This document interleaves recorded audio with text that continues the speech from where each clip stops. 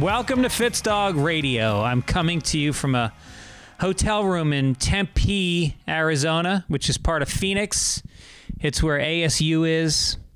It is filled with ASU. They really are a cliche of themselves. The guys are like bras. Bruh. And the girls, like, I overhear a lot of conversations when I'm alone. It's very weird to be alone so much, eating in places. And the girls and they all sound like, oh my God, no way. And conversations like, here's one I overheard. No, I love ketchup, but you ready for this? Can't stand tomatoes. That was just the subject line for the conversation that followed, which was only about that went on for 5 minutes. Dumb people living dumb lives in the heat. That's what Phoenix is. Met a lot of nice people. My friend Rob Dukes came out. He's a guy who wrote Sunday Fucking Papers, maybe our most famous theme song so far, most popular. He came out with his girlfriend. We hung. It was great to see him. I'd never met him before, but we've gotten to know each other through the intranets a little bit. And I just, I was here for 4 days, and so I really just took advantage of it. I went to this Papago Park, and I hiked twice. I did yoga every day in the room. I've been reading this novel. I finished it. I wrote some new jokes, meditated every day. I called my mom. I can't lie to you guys. I didn't do any of that. I did none of that. I laid around. I watched football. I masturbated. I don't know what happened. I had grand plans. There's all these things. I'm finally away on the road alone with fucking 23 hours free a day. And I look back and go, what did you do, Greg? You did nothing. I really did want to go to this place, Papago Park. I wanted to take a hike. I woke up at noon, okay? I bought the novel. I haven't read a fucking page of it. I don't even know what I did. I watched TikTok a lot.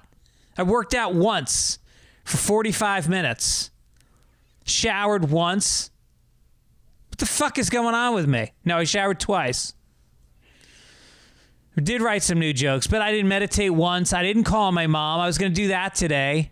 What happens to me living in a vacuum? It's terrible. Am I done with stand-up? I love doing stand-up, but being on the road is miserable. You just feel like a loser. You just walk around all day like a loser.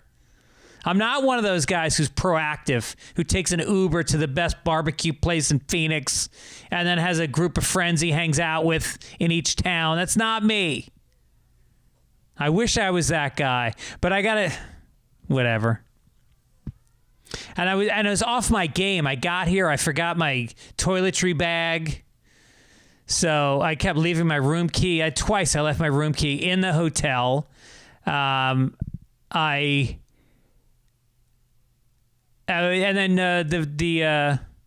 the opening act, Jill Kimmel, Jimmy Kimmel's sister, who's a delight. She always opens for me when I'm in Phoenix, and she's very funny and a very cool chick. She took me shopping to get everything I needed. And the first night, I had no melatonin the first night, and I was up until 5 in the morning. Anyway, none of this is funny, but hopefully you watch some football this weekend. I enjoyed the games. My LA Rams got knocked out, and you know the rest. All right, let's get to some... Here's a email from Josh Ryan.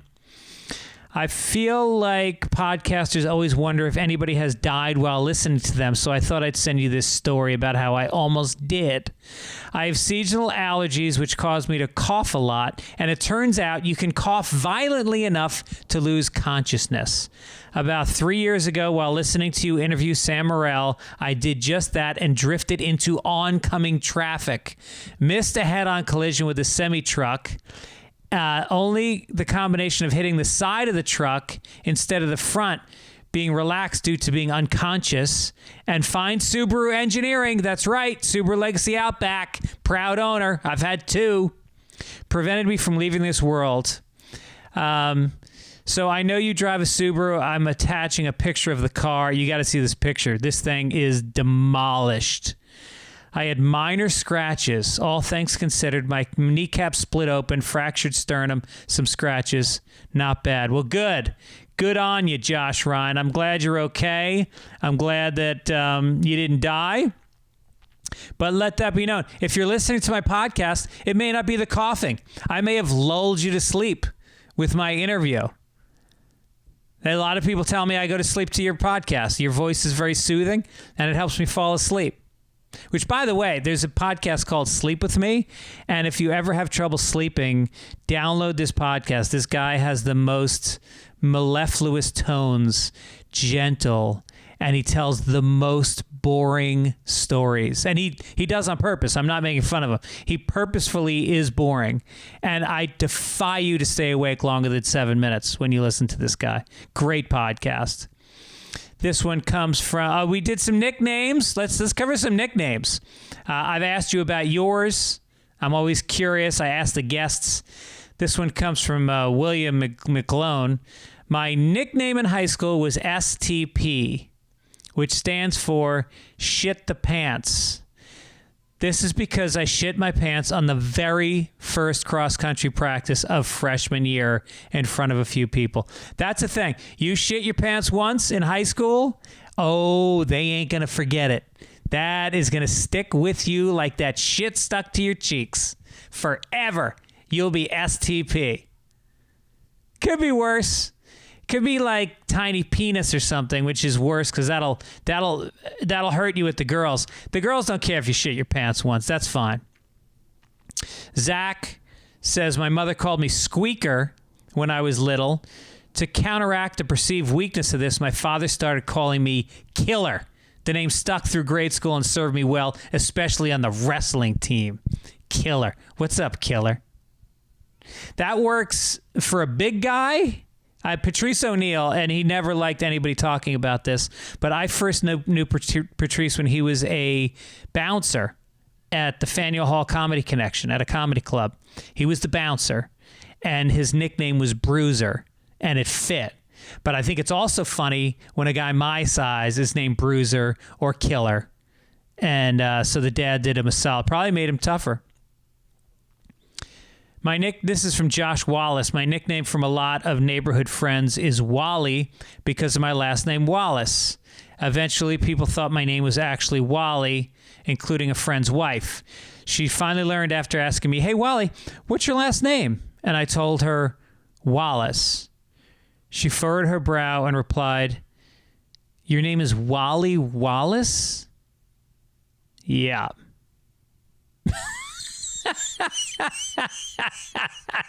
I don't know why that makes me laugh so much. This is from another guy who, I forget who this is. I forgot to write it down. Wasn't quite high school. I was in 8th grade, but really the only nickname I had. My friend gave it to me because I was using hair gel to slick back the edge of my standard U.S. military boy's haircut. He called me Bacon Grease, sometimes shortened to Bacon. I was a little pudgy, so the second name kind of fit too. But I wasn't overly popular, nor an outcast, so the nickname was limited to that small circle of friends. All right, thanks, Bacon.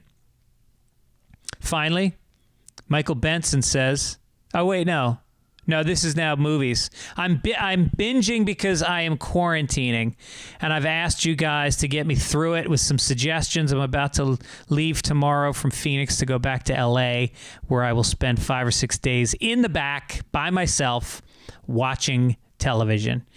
Michael Benson says, About Time with Rachel Adams, Bill Nighy, Margot Robbie. Romantic comedy about a father and a son. Think you could relate to with your son. Sean Nolan says Party Down on Hulu. A Paul Rudd joint. 2 seasons. Okay. Peep Show on Amazon. I've heard that from a number of people. It's British. 8 seasons. Okay. Trailer Park Boys. Seen it. Love it. Thank you. Bridget and Earmon. Never heard of it. Probably not going to watch it.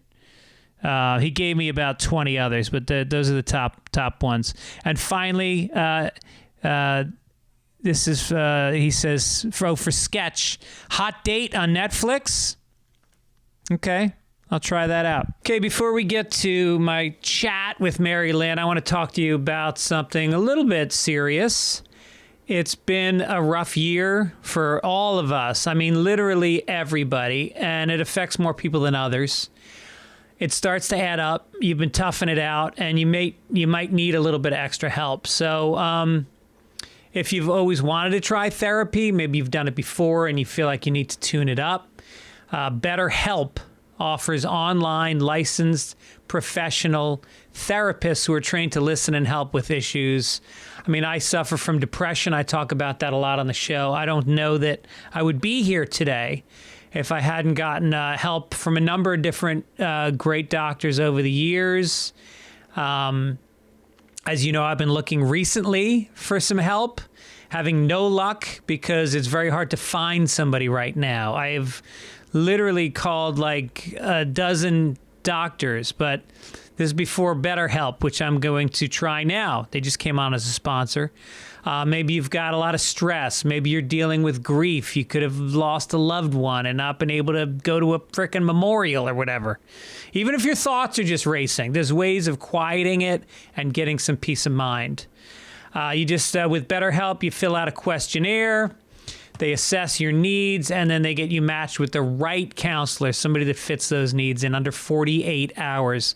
I need this shit immediately. It's video or phone, your choice, and then you can text unlimited with your therapist. If you don't like them, if it doesn't work out, you switch therapists, no extra charge. That's all. They're there to help you get better. Over 1 million people have used this service and found experienced counselors. BetterHelp is a convenient and affordable option, and our listeners get 10% off your first month with the discount code Fitzdog. Get started today at BetterHelp, BetterHelp.com/Fitzdog with a Z. Look, there's no shame in getting help if you need it. Don't think about it too much. Just do it. You will be glad you got yourself some help. What else are you going to spend your money on besides your peace of mind?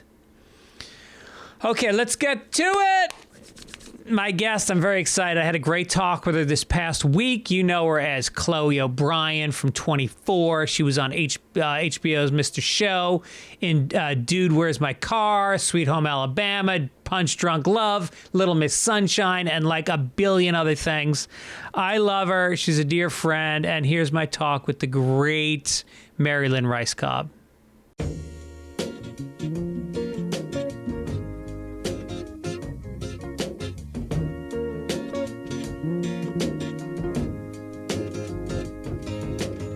Welcome I didn't really build my followers. Shut up! Shut up! Okay. Mary Lynn, I'm trying. welcome. I'm trying. Welcome to the podcast, Lynn Rajskub.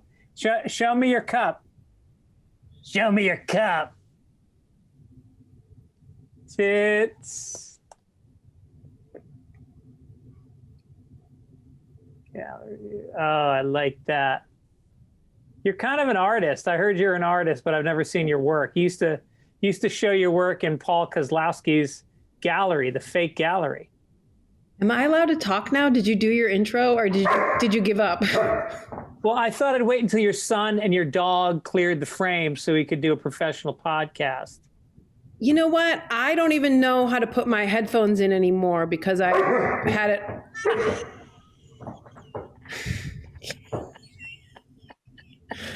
I can't live like this. I can't live like this.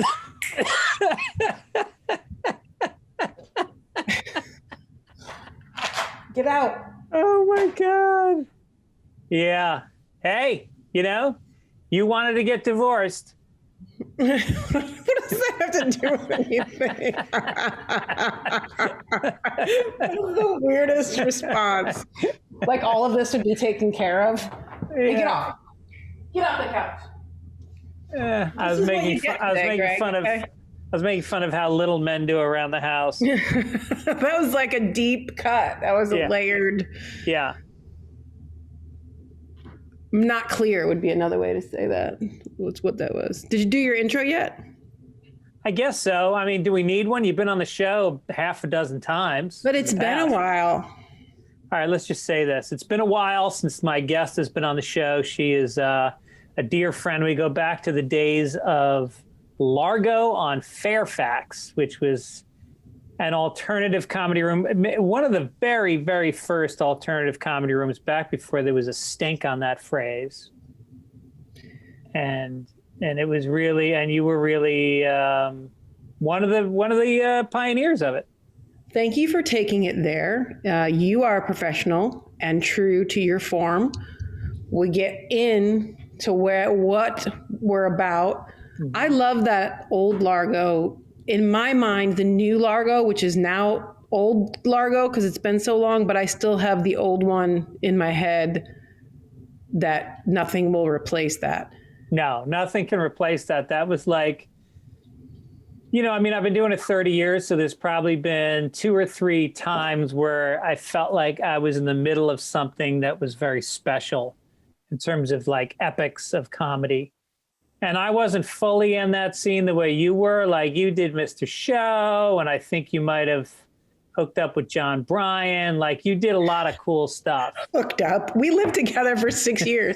Hooked up.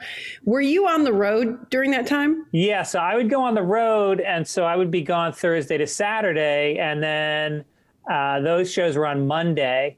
So sometimes I would come up with a new bit in like St. Louis that was about my balls.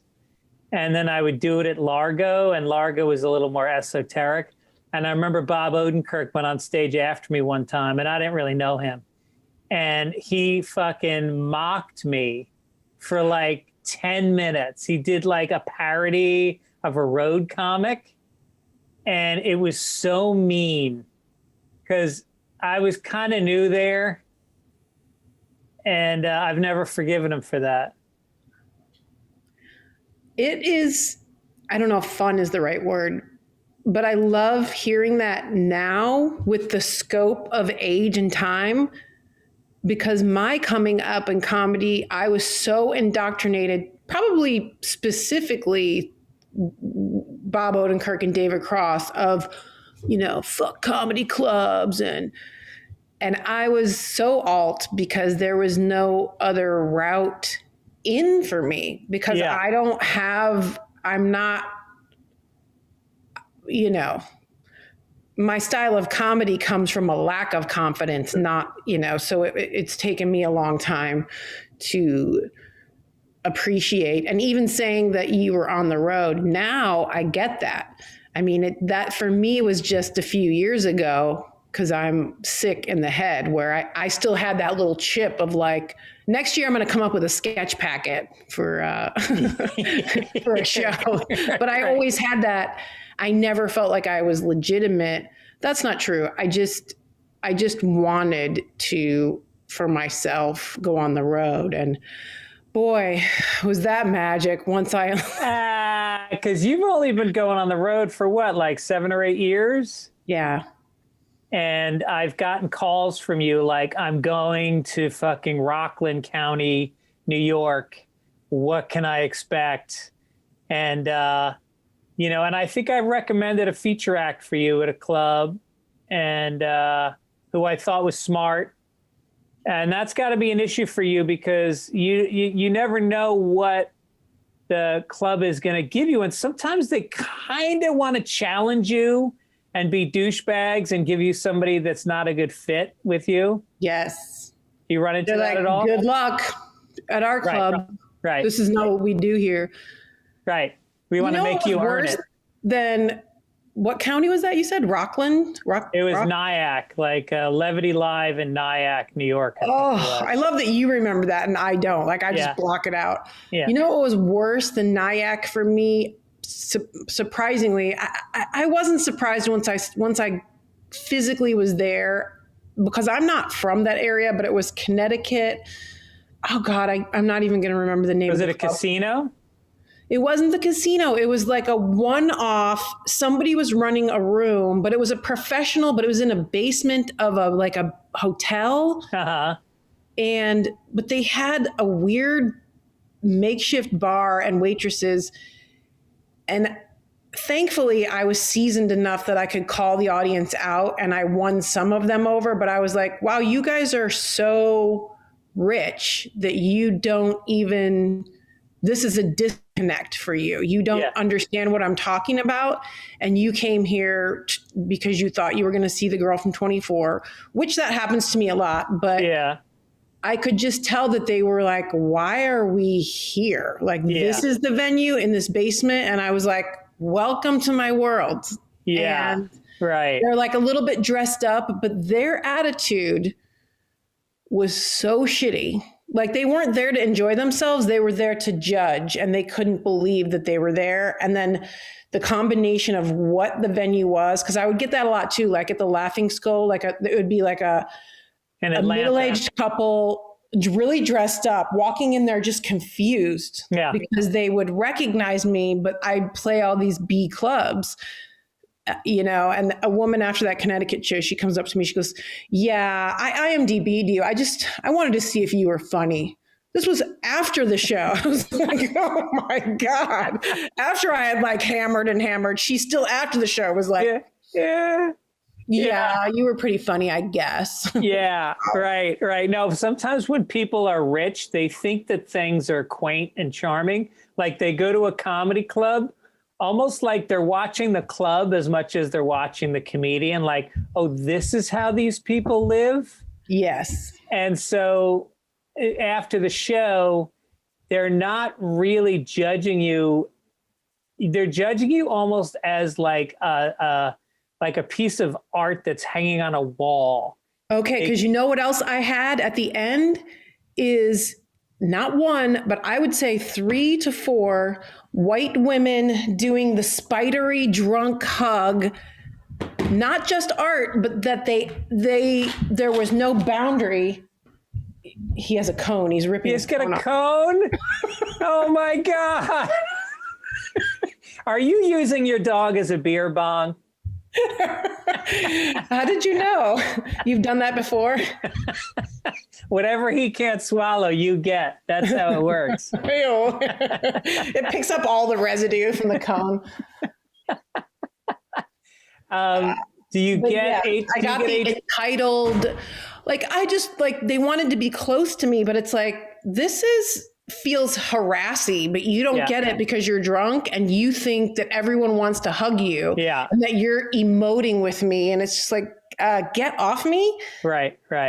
Because you're letting loose, but you're letting loose is like, and we're going to like bond and we're going to have emotions together. And I liked your show, like that type of thing. Like, I get you more than anyone. It's like, and you're sort of expected to be in the moment with whatever is going on in their emotional moment. Yes. Like, you should just transition from the aggressive, like aggro fucking stockbroker guy to the drunken frat guy. And each one is expecting you to match their energy. Yeah.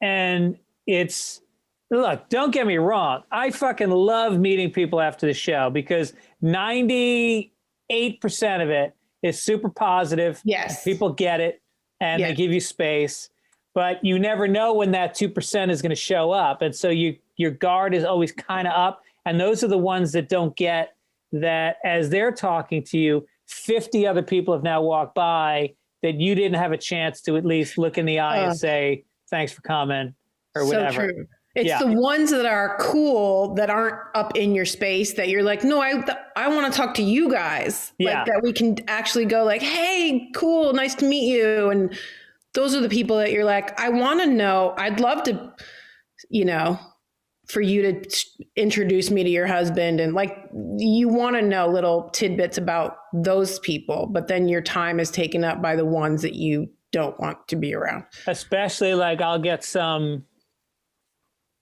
drunken middle-aged woman that, even though I've just talked about being happily married for an hour straight on stage, will still flirt with me. And you just look at them like, is this your sport? Is this what you do? You break up marriages? And then I'll ask them after we have sex, I'll say, did you know when you walked up to me that I was an easy mark? Did you know? You saw, you wanted to do this for my marriage. Do you get hit on after shows? No.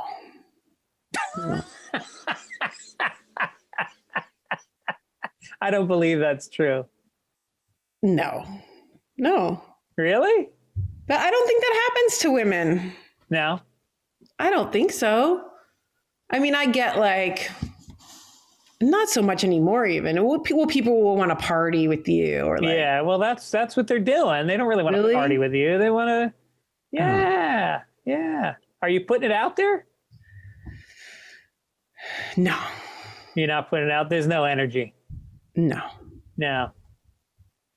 You know what will enjoy is, and it takes me a while to acclimate, usually not on the first night, but when you meet the local comics, I've done that more than once where I'll hop in someone's car and go to like the late night room. Yeah, right. Or the bar that they like to eat at after. That's always fun to meet other comics is fun. Yeah, that's the best. Especially if it's like, if I have to fly, oh, look at that. What's with the cone? What happened to your dog? Thank you for asking. He got a little bump on his lower eyelid taken off. What'd that run you? $1,300. No! It is such a racket. Racket. And I have said that to veterinarians and they get so angry at me because they're like, you realize we go to medical school for almost as long as human doctors do, don't you? And I'm like, well, don't. They're fucking disposable. I love my dog, but he's not a fucking human. They put him under anesthesia and operated on his eye. I mean, I want somebody trained to cut something off of his eye. I could have just left it there. She's like, and they're sending it to the lab to be tested to see if it's cancerous. And what if it is? I haven't gone that far yet. I just think about people in Georgia that live on farms and they have a hound dog that just literally never comes in the house. Yeah. And kind of finds his own food and never gets a bath. And then you look at these LA home dogs. Every time we go away, I have two little shitty dogs. And whenever we go away, like nobody will take them because one of them bites and the other one pisses on the floor. So we have to put them in those are some shitty dogs. Will you take them? Yep. And so we have to board them and it costs $115 a day because one of them gets eye drops and they charge you extra. And the other one, ready for this, takes Prozac so he won't bite people as much. So they charge extra for that. So if we go away for 10 days, that's $1,100. Yeah, you're paying for like another hotel room for them to have their own hotel room. Right. Oh, they add up, these fucking dogs. I've been putting a warm compress on for him. Oh. I thought you were a cat person. I didn't know you were a dog person. Well, the cat, I don't know how to take that if I should be offended. Well, it's because I talk about the cat in my act. Well, the cat was my husband's. Oh. I got it in the divorce. Oh, you did? So my bit is all about, because he researched that cat, he got it from a breeder. It was just this whole buildup, and that cat, it's an exotic cat. That's his cat. So why didn't he want it? Well, that's up for debate.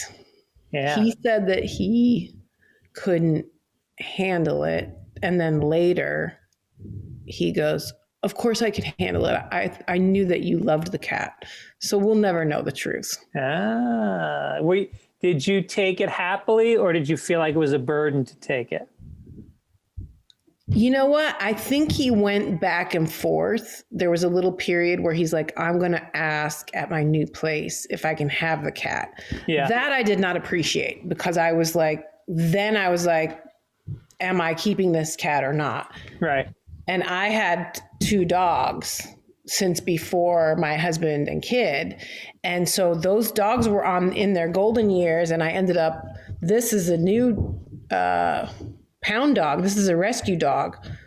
So in the interim, I found out I was keeping the cat, and I had already been to visit this dog. So I was like, guess I'm going to make them best friends. And then it's great. It's the best. I mean, I now love the cat, and I know I'm sure he misses the cat, but that was his choice. He could have had the cat. Well, plus if you get a pound dog, that means you got some work to do. There's some training to do. Can you see his arms up there? Look at that. Oh my God, he's cute. If you're not, by the way, watching the podcast on YouTube, you are missing out on a lot of the entertainment value with this particular podcast. He just came over. You saw him. He came up behind me because he's a glutton. Yeah. With his cone, came up behind me. Does your son pitch in as far as walking the dog or feeding the dog or anything? No.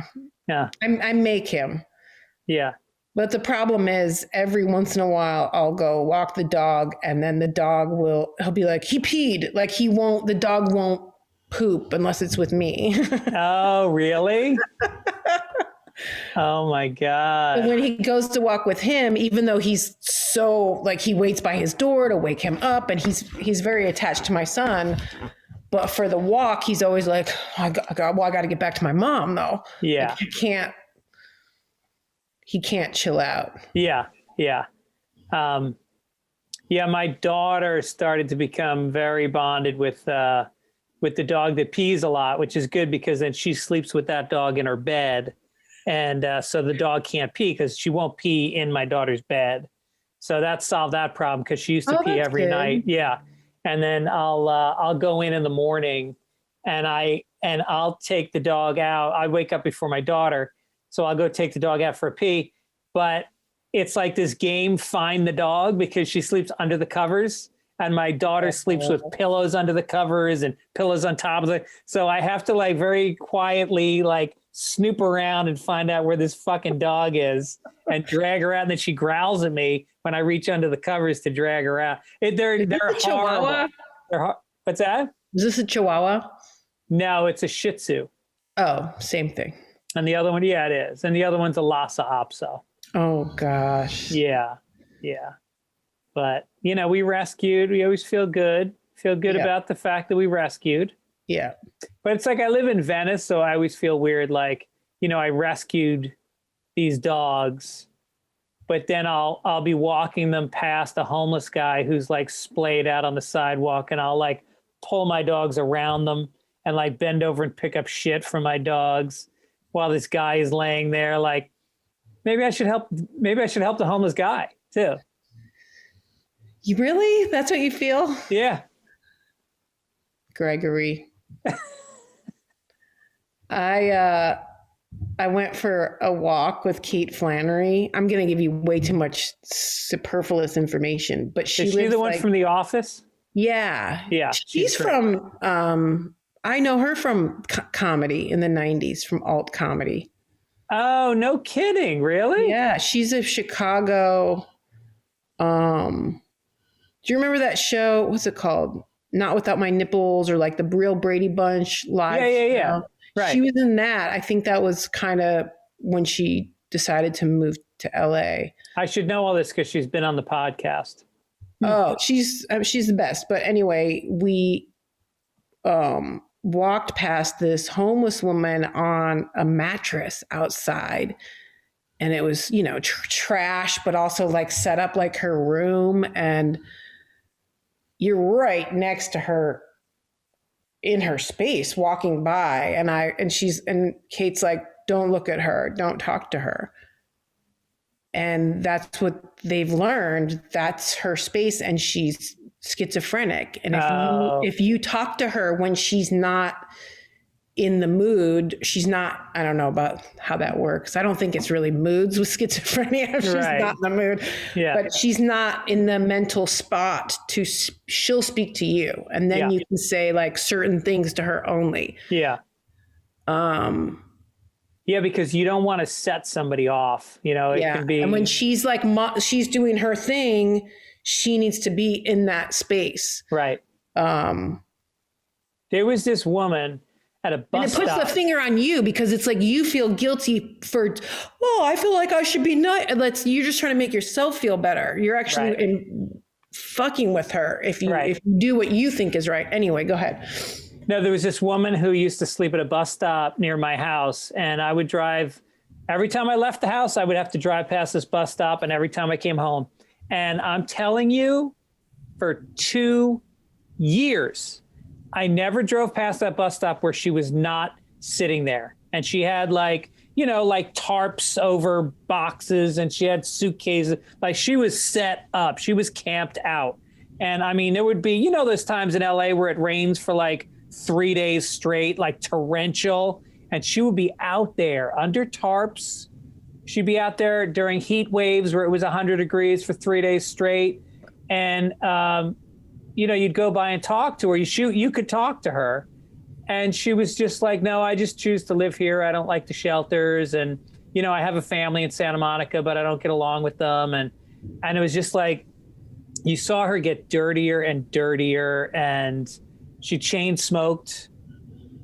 And it was so weird just to think about, where is she getting her food? Where is she going to the bathroom? It was fucking crazy. It was so sad. I don't know what you're supposed to do in LA about all this homelessness, because it's everywhere. And it's like, aren't we a society that has the means to put people in some type of shelter that's humane enough that they want to be there? Yeah. I don't know the answer to that, because I think there are humane shelters. I think there are places that, especially in LA, that are nonprofits that have been developed to help people to be a middle place. But yeah, man, now since we're in that vein of like, remember the old Largo, like the span of time and how long I've been here and how little I go into Hollywood. Well, you probably see it being in Venice, but driving, getting off that exit Gower, it is a shanty town. Yeah. Like, it is even more than Skid Row downtown. It's like someone has wood chimes up. There's different materials. There's neighbors. It's a full couple blocks of permanent houses that they've built under that overpass. And now they put in porta potties, because people are defecating in the streets. So now there's porta potties up. And in Venice, there was a block on Rose. They got the little golf course in Venice. Penmar. Anyway, like along the second hole, like the whole first and second hole, there was a row of tents. And I counted one day, and there were 75 tents in a row. Are you shitting me? Yeah. And are you defecating on the street, me? and they were defecating, and the neighbors were going crazy, and like nobody knew what to do with them. And the worst was like, I'd be playing golf and I'd hit my ball against the fence, and they were like on the other side of a chain link fence. And I'd be like, I'm sorry, did any of you guys see a Titleist 6? It just, I lost my ball. And they're like, I lost my house. And then they finally like made an effort, and because what do? Do you just show up with bulldozers and get rid of them? And Venice actually made a real concerted effort, and they found housing for all of them. Some of it was like, motel vouchers. Some of them, they contacted their families, and they actually reunited some people. And it was a very concerted, long effort. But you take that's 60 people. They say 60,000 are sleeping on the streets every night in Los Angeles. 60,000 people. That's a city within a city. Yeah. Jesus. Dude. Let me ask you this. Yes. I was just thinking about this earlier today for some reason, because I was looking forward to hanging out with you. And I was thinking about the time you were at the Comedy Store, and you were asking me whether or not you should lease this. I want to say it was a Land Rover, and you weren't sure if you should. Can you afford it? Do you deserve it? And I was like, Mary Lynn, of course you deserve it. And I never asked you if you got it and whether or not you regretted it. Well, I have had a Range Rover before. Yeah. And I do this all the time. And I did it again, and I actually have a bit about it. This time it was a Lexus, which I've had for 2 years. So that's probably the one I was talking to you about it. I love it. Do I deserve it? Am I a queen? Yes. Can I afford it? No, I cannot. Do I pay it anyway? Yes. Did I research and get one that's like a couple years older? No. I went right into the dealership and was like, give me the new one off the lot. You did? Yeah.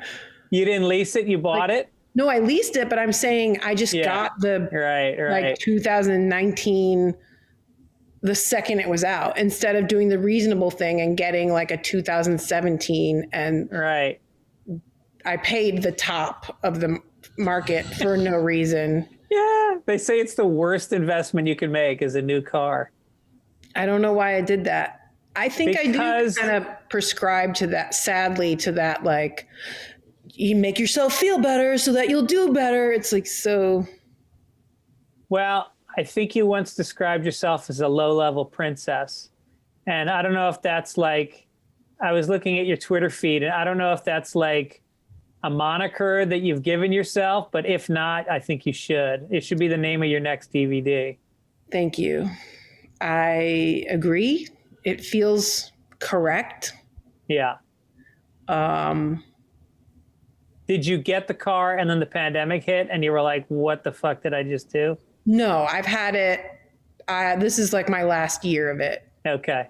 And maybe you should counsel me now. We should discuss, what am I going to do after this? Am I going to do something reasonable? Subaru Legacy Outback. Get yourself a 2017 Subaru Legacy Outback. I got one. Joey Diaz got one. This is my second one. They are, they're so comfortable. They are cool. You can go skiing in it. You can make love. You can make love in the back. Now you're talking. Yes. My kids are like, why do you have a mattress in the back of the Subaru? Is that true? No.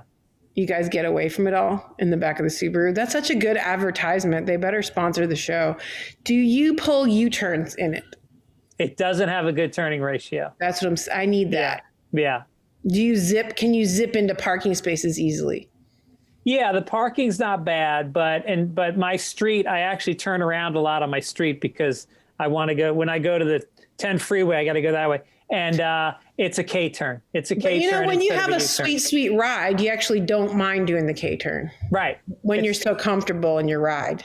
And you're showcasing it in that many more directions for the neighbors. Look at me. Look at me now. Look at me now. And now have look I at this turned my car around yet? Not yet. Look at me now. So I saw on I looked at your Twitter feed, which thank you. You're a pretty good tweeter. You keep it out there. You keep it going.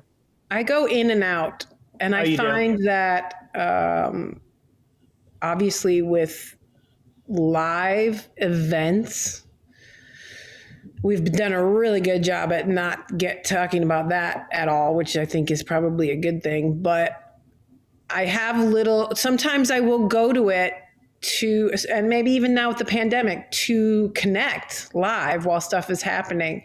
Right. I try not to pop off because I try to not go there. But sometimes it is comforting when you can see other people reacting to stuff as it's happening, and people that I like, that I see there. Yeah. But then besides that, I've been making an effort to put the comedies out there. You do these little shorts, stand-up clips from your garage, which are very funny. I like those. And it's been fun. And then I saw something very sad on there today. What? That you put down that Jeff Scott passed away. I had no idea. The piano player from the store. Or maybe it was a couple days ago. Yeah.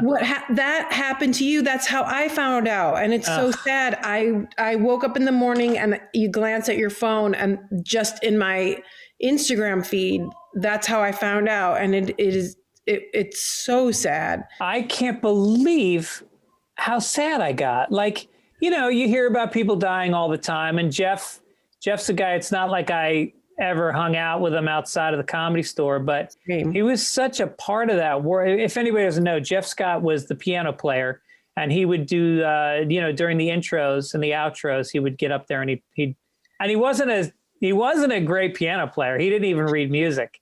He like literally just tickled the ivories. That's all he did. He had a jazzy feel, and it was upbeat and it was fun and it worked. No, I mean, he was a great piano player, but he did his things in his way. Yeah. He had his specialty, but that's what made him like perfect for that place. Yeah. Is he would kind of go in and out of the same type of riffs. It was like a ragtime, old-timey, jazzy.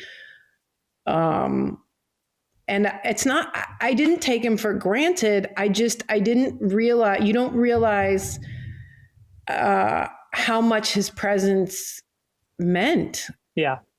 It's like just his warmth, but it wasn't just the warmth. It was the fact that he had that like sarcastic world that you knew that he knew. Yeah. And immediately you knew he was with you. Yes.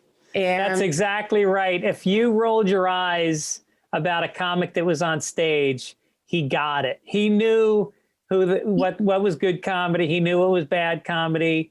But it was never mean spirited. It was he had a twinkle in his eye. Yeah. It was just, and I always gave him a big hug, and I just so sad to see that. And you don't realize how much that means. And I think just the pandemic, I mean, as we all compounds it, because it's like, wait, what? I mean, I know everything has changed forever, but it just is so shitty to find out about him and then go, I'm never going to be there again. Yeah. With him. Right. And he'd been there for like 30 years or something. And he had so many good bits. Like when him and Jeff Ross would go, they would do stuff together. There's certain comics that really used him in their comedy. And he had great instincts. He did stuff with Dave Chappelle a lot. Super improvisational. Yeah. And so anyway, God bless you, Jeff Scott. You'll be missed. And I feel bad for whoever takes over, because those are big shoes to fill. Yes. It was also funny because he liked to get high and drink. And because his job, he was fucking Sisyphus. He was like, a comedian would finish. He'd have to be at the piano when that comedian was, and these are 15-minute spots. Yes. And he would have to, and then they would go on stage, and then he would go, then he had 15 minutes to go fuck around. So he'd go smoke a joint with somebody. And then I'm just picturing his gait walking out and holding his drink, and just again and again, he would just know when it was time to get back in there. Yep. Or not. There were many times where there was no music between you and the next act. But you can't blame him. No, he was never going to get fired. It was just, you just laugh. But the worst part was you counted on him, because if a lot of times when you went on stage, if the act after you, at the Comedy Store, they call it tag team, which means if Mary Lynn is on after me, I finish my set. Jeff plays a little piano when I say goodnight, and then I do your intro and you come up and so on. So a lot of times if the act who's after you wasn't there yet, then he would have to call an audible. You'd have to go, Jeff, who's on next? And then he would tell you. But sometimes like he wasn't there and you didn't know who was on next. And then it would get a little awkward. But that was kind of the fun of it. Yes. That was the fun of it. And you needed him there for that, because it's kind of awkward to tag team anyway. Yeah. Because you have to come out of your set and be like, oh, okay. And you're having to transition. And that's another thing. You could riff with him or not. And even if he wasn't there, you could blame the awkward energy on him. Like he would absorb that and be there, or like him laughing in spots when where no one else was laughing. Oh, totally. He was the guy, if a joke bombed, you'd hear one laugh and it would be a hard laugh. The best. The best. Anyway, all right. So I wanted to ask you, it's been 10 months now. 10 months since we've been not doing stand-up, not auditioning, not doing the things that you're used to doing. And I just want to ask you, what have you learned about yourself in this time? I'm pretty resourceful, and I just kind of adjusted and dug into a new grind, and made a lot of stuff happen. So I'm kind of low-level princess like that. Yeah, you are. I moved. I sold a book. I sold a show to Comedy Central. No shit. Yeah. Wow, look at you go. No, now that I said it out loud, it's kind of a big deal. Damn. None of them really pay a lot of money, but yeah, that's why I'm already like, what's the next thing? Right. But I found, and I was doing like a news show at the beginning of the quarantine. I started doing a daily news show, which was actually really fun, and I really loved it. But the numbers went up, and then they kind of plateaued, and they started going back down. And I hate to be like not a purist and be like, all right, well, I'm done doing that. But it's just so hard. It's like doing a podcast or anything else. It's like, okay, well, I don't have 2 years to dedicate to this before we, at the very least, can I see it consistently, the numbers going up, but that just wasn't the way it worked. But anyway, it was super fun to exercise my brain in that way. And that's kind of what I realized about myself is I'm a bit of a workhorse, but I also have no problem doing nothing. Like my favorite thing is to do nothing. But I'll go through. So, I kind of like the pandemic for that reason. And I'm more antisocial than I thought I was. You mean in the sense that you I want to talk to people, but you realize you're comfortable without them. Yeah. Yeah. And when you are productive, because I'm the same way, like I can eat a fucking week like nothing. I can wake up and go, wow, it's Friday night, and I can't with a gun to my head tell you what I did this week. But then I kick it in. And where does your motivation come from to like put a book proposal together or a pitch for Comedy Central or to do like a little web idea? Does that come from fear or does that come from like excited creativity? I think both. But what I've learned is, you have to have the excited creativity and you have to be in a chill space to do that. You have to be in it's the trick of pressuring yourself to feel not pressured to execute, of pressuring yourself to be in a position where you're like, I'm just going to have fun with this. And I think that's kind of the beauty of the grind of stand-up, because it's got both components of the pressure of like, do this now, deliver this, but be spontaneous and show your personality and have fun and be real and be authentic. And you can't do those things if you're worried about paying your bills. Right. But you can't pay your bills if you don't worry about doing that. So it's like this weird back and forth. And also I was really lucky that I started working with somebody who I met at Flappers, this woman who has become like a sounding board. And also, like we would do these things and she would help me write them and she would be off camera. And that is like immeasurably helpful and fantastic because you're not alone, Right. Yeah. Because if you can't go to a club and get that response, and I think you've met her before, her name's Chelsea, but she worked at Flappers, although she hates for that to be like she wants to leave that behind. But the point of saying that is that she's been immersed in comedy, and the fact that she gravitated to what I do, and that I can like sort of trust her to say stuff, and that I get motivated to try to make her laugh. Right.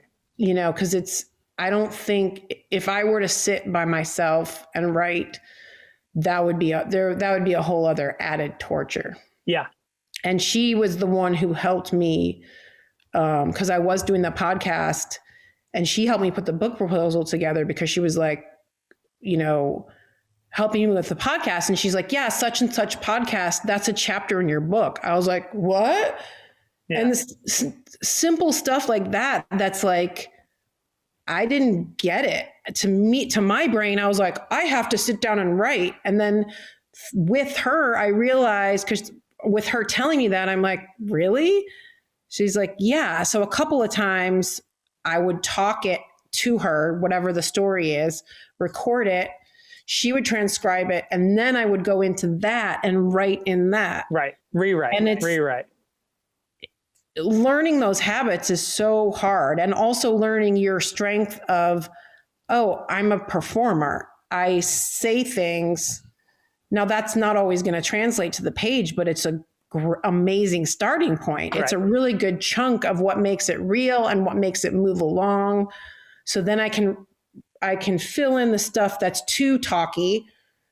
And I can, if I were just writing it, that helps me clarify and leave out the stuff that's overwritten. So I kind of find that sweet spot, and then I get to add to it. But it was so incredibly helpful to have that witness to tell me that, you know? I think that's interesting you talking about that, because it's a good barometer. I think I've read so many memoirs by comedians, and one thing I've found is that they all have pace. Whereas you can read a book by a writer and sometimes you go, motherfucker, come on, get to it. And I think we're so used to being afraid of the crowd, you know, getting bored, that we are a little more on. I think it shows in our writing. And so I wrote a book also, and I did it on a cassette player. I recorded, I would walk, I have an office across from my park across my office, and I would just do laps and I would tell stories. Because you're imagining an audience, right? Because you have that built in. Well, I think it's imagining an audience, but I think it was also like being away from a computer, so that I wasn't thinking about writing. I was thinking about telling the story and also capturing my voice. And then I had this program called Dictate that would take the words and transcribe them onto the page. So my whole first draft of my book was talked. And then, like you said, then you can go in and turn it into writing.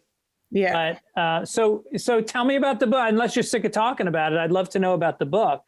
I'm really trying to make it standalone essays and not like a complete memoir. Like one of my favorite ones is me working at Denny's, and that's a really fun one for me, because I was remembering just like what the manager looked like, and her like 80s look, and it's me. It's kind of like with a low level princess voice about like how great I am, but clearly it's like the shittiest situation. So that was a fun one that came really fast. And then other ones, you know, go a lot deeper. I have my classic ML story where I met this woman on the street who in Silver Lake at like 11 o'clock in the morning. And she was like, hey, and I thought I knew her, and then I didn't. And I realized she was a prostitute, and she was trying to recruit me. Like, she was asking me if I needed a job and stuff.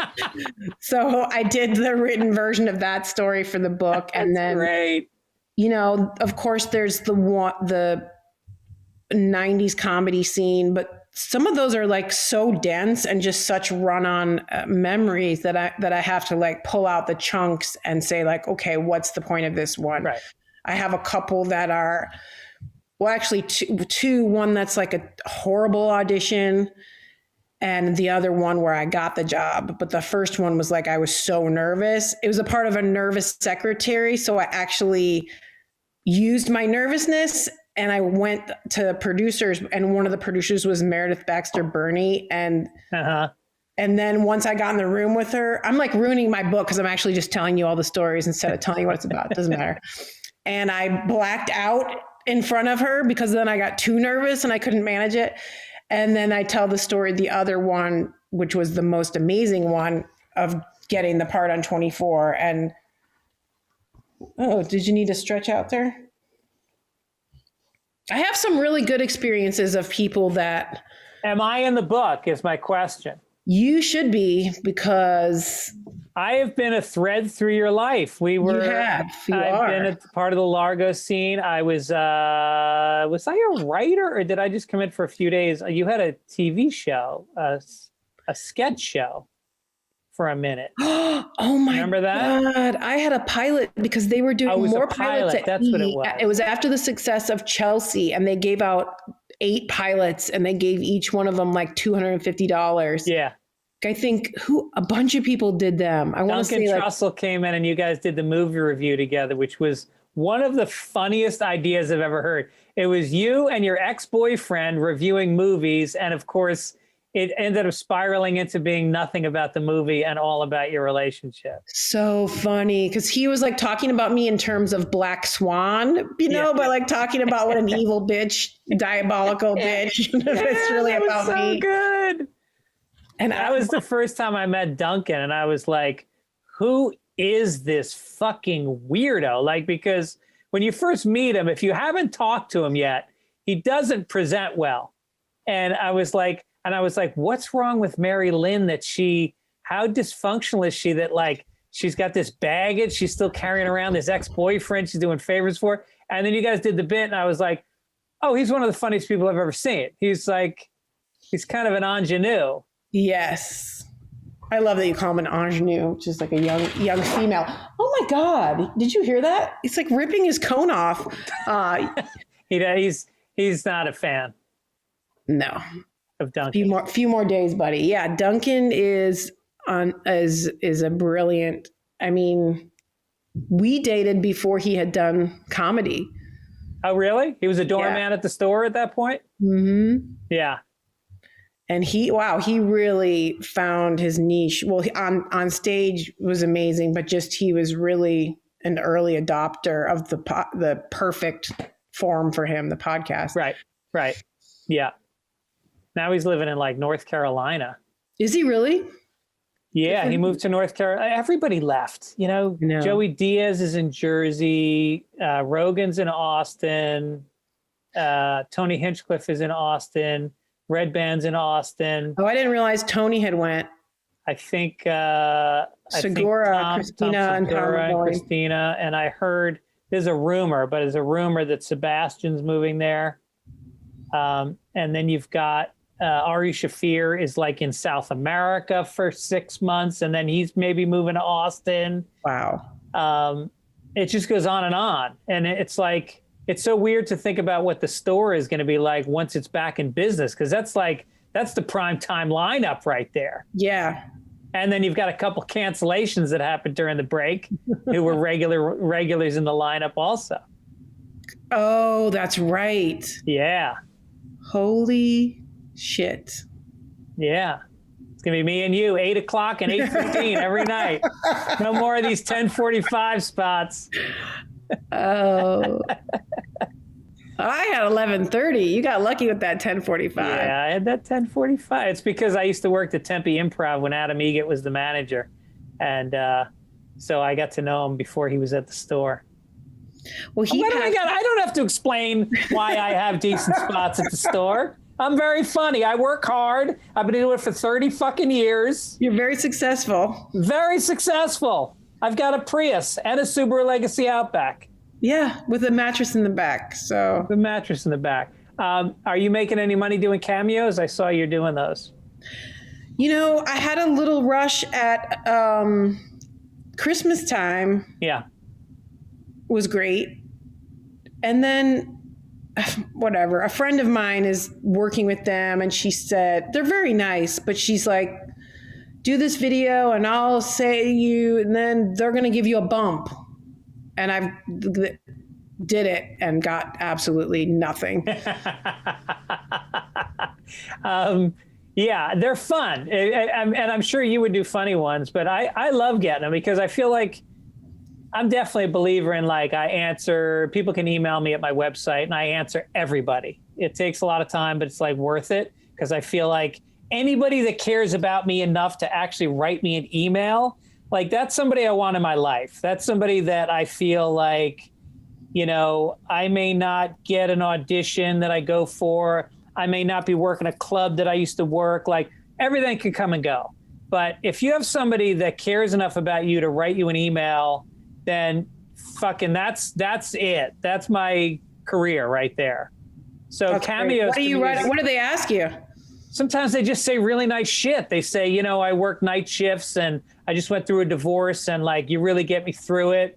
Or they just like, I have little games I play with my listeners. Like I ask people what their nicknames were and I get really funny stories about what people's nicknames were. Or there's this thing called Overheard where people will overhear snippets of things and they send them in and then I talk about them.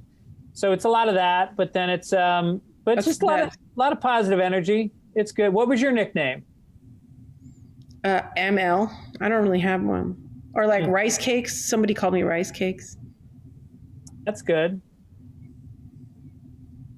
My wife used to call you, I think she called you Rice Cakes too. I just remember she had a nickname for you. Have you ever loaned anybody a large sum of money? Where did that question come from? I've got like 3 or 4 questions that I've started asking all my guests. One of them was, what did you learn about yourself this year? And you did really well on that one. Yeah. Yes, I have loaned people large sums of money. No, Who and how much, and did it ruin the relationship? Yes. Really? Yeah. Just once, or did it happen multiple times? I forgot. I actually gave Duncan Trussell money. We were engaged.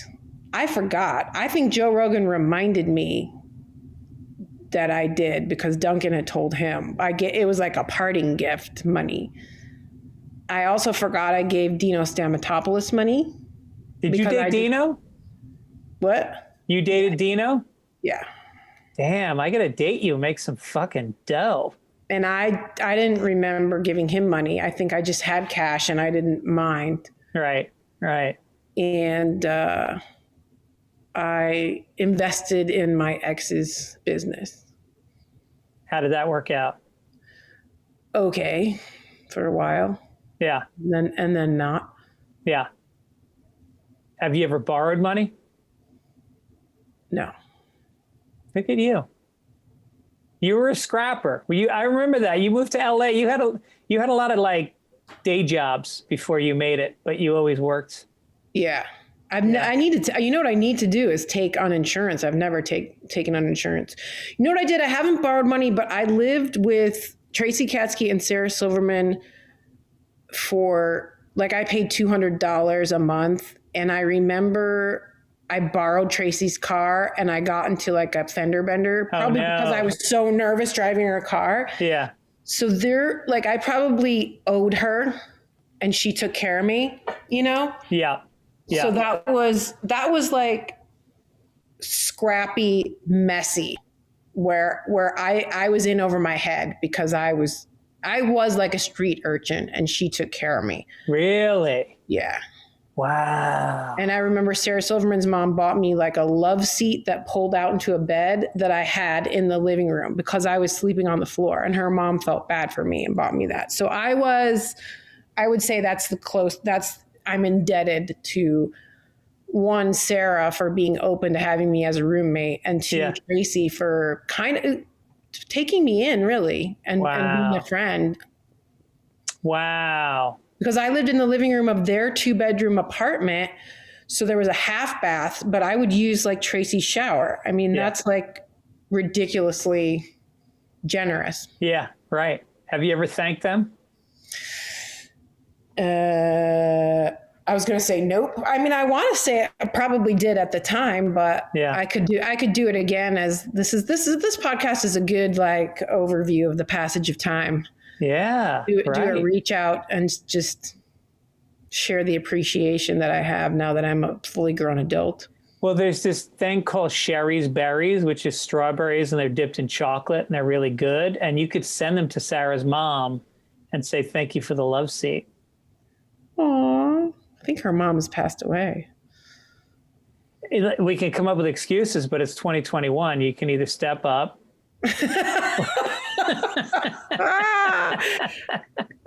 Okay, I'm going to Google Sherry's Berries and have them sent to the great beyond. Does Sherry's Berries send to heaven? What's the processing fee? The other question I ask people is... that loaning money is a good question. That's a good one, right? Crazy answers? Yeah. How do you pack when you go on the road? Walk me through your packing. Whoa. Because every comic is, if you've done it long enough, you get a little OCD-ish about how you prepare because it's so stressful. It's so stressful. You think most people travel twice a year. You know, They go back to their hometown for Christmas maybe, and then they go to like Aruba once, and they think about packing for fucking 2 weeks. We do it like every Thursday sometimes. Okay, well, you got your show shoes, nada, stage shoes, tennis shoes. Oh, you wear tennis shoes. That's it for shoes. No, I have my little heel shoes, my little booties. Do you have to protect them somehow in the luggage? Or you just toss them in? Toss them in, baby. Yeah. Tennis shoes. Occasionally, I'll put the tennis shoes in a Target bag just in case they're dirty. Uh-huh. I take the shampoo and I put it in a Ziploc bag for the amount that I need. The shampoo and conditioner. What do you mean the amount you need? You pour the shampoo into a Ziploc bag? Yes. No, you don't. Yes. And sometimes I'll double the bag up if I feel like it's going to leak because I don't want to check. Sometimes I check the bag because I just don't want to carry it. Yeah. But I don't want to be bothered because I have a big thing and I don't want to buy a little thing. So I just use the Ziploc because I know I'm just going to need it for 2 or 3 washes. But that's insane. Why don't you just buy the travel size? Because then I have to buy a travel size every time. I can just have the big shampoo that I like. I don't want to have to buy a different brand all the time. I know the one I like. I know the one I want. Yeah. And I know the amount that I need. And your hair shouldn't suffer just because you're traveling. Thank you. Yeah. I will put my makeup in my purse. I take 1 pair of jeans, extra socks, extra underwear, always. So if it's 4 days, you'll bring 5 pairs of underwear in case something nice happens. Or if you like work out, you want to have the option to change your underwear multiple times a day. Yeah. Although I have done the sink washing, of course. Yeah. If I'm in a mood and I'm working out, I need 2 pairs a day. Yeah. At least. You get the laptop in the purse, not in the suitcase. Yeah. And I usually have some type of a show. I know I'm going to wear one sweater or top 2 to 3 times just because I don't want to think about it. Right. And then I know you'll show up to the club. You don't care what the staff thinks if you show up in the same top 2 or 3 nights. No. And I have like a fancy cardigan that it's like black with flowers on it. Uh-huh. But I can wear like different shirts underneath that. And then I just put, that's my show shirt, done. And pants wise, you're just a jeans girl. That's it. That's it. And I want to wish that I wish it was different, but I wish I was fancier, you know? No. No, you come from that school of like, you and Sarah are like that. You know, you dress super cash, super cool. And then when it's time to go to like an Emmy party or something and you throw a gown on, people are like, what? Because they're not used to seeing it. little lipstick, some fucking nylons, like Some Blondie. nylons. Yeah, like the comic strip Blondie. You're like, wow, you clean up nice. Yeah, I'll clean it up. Yeah. All right, listen, Mary Lynn, what can we plug for you? The book's coming out next year. The Comedy Central show is coming out based on their development schedule, probably 6 to 7 years from now. They're so slow. And podcast is not happening anymore. I just joined TikTok. I don't know, just my Instagram, my name on Instagram. Which is Mary Lynn, Rajskub.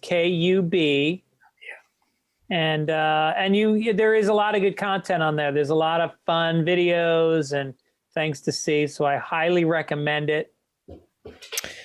I did a special called Live at the Pandemic in my garage. I'm going to be releasing that. You going to put it out in pieces, or are you going to put it out as a whole 1 hour special? Well, I'll tell you the truth. Right before I got on this podcast, I found out it got rejected by Amazon Prime. Oh. And they didn't give any technical reasons. They just said at their discretion and do not resubmit. So they just hated it. They just did not like it. So we're regrouping. I mean, I might do Vimeo or... Wait, YouTube. Tell me about the special. Was it the clip that I saw? Was it that same quality of just you and there's like some weird smoke blowing across the screen? Oh, we should put a smoke effect in it. Here's what happened. I'm going to be recording a comedy album. That got put off because of the pandemic. Whatever. I wanted to do like a long form. I had it, but then I also had new stuff pertaining to the pandemic. Yeah. I did my hour Zoom show, and Chelsea and I got all jazzed, and I'm like, we should just tape that Zoom show. So she set up the iPhone, but I was talking into the Zoom and the sound, you can hear they're weird. So we're like, I'm going to do that again. Where I'm going to fake like I'm talking in the Zoom show. You got the camera, but it's just me in my garage. Yeah. And Avery Pearson did a score, so there's no laugh track, but it was super fun because I had chunks that were older than with new stuff, specifically from the pandemic, kind of weaved in. That sounds awesome. I would love to see that. Yeah, it was really fun. It's like, they're all saying they're going, how do we program for the pandemic? What can we come up with that's like current and relevant? That's it. Yeah. Do not resubmit. That's going to be the name of the special when you do finally release it. Do not bother. Because she was waiting, because I don't do any of that stuff. That's what I'm saying. I got so lucky because she helps me with the writing, but she was also like, she figured out the right compression and the levels and all that. Yeah. Yeah.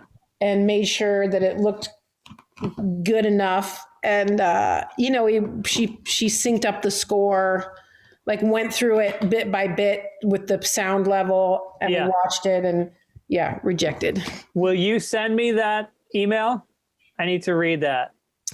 She just texted me. I'll have her send me the email. Okay. That'd be great. Yeah. All right, Mary Lynn, I wish I could see you in person, but that'll be soon. Yes. Prime time at the store, me and you, spring of 2021. I can't believe it. Here we come, baby. That's it. You can't stop us now. Nothing can stop us now. Thank you for lifting me up. I love you. I'm happy to see you. I love you too. All right. We'll see you soon. Okay. Bye. Bye.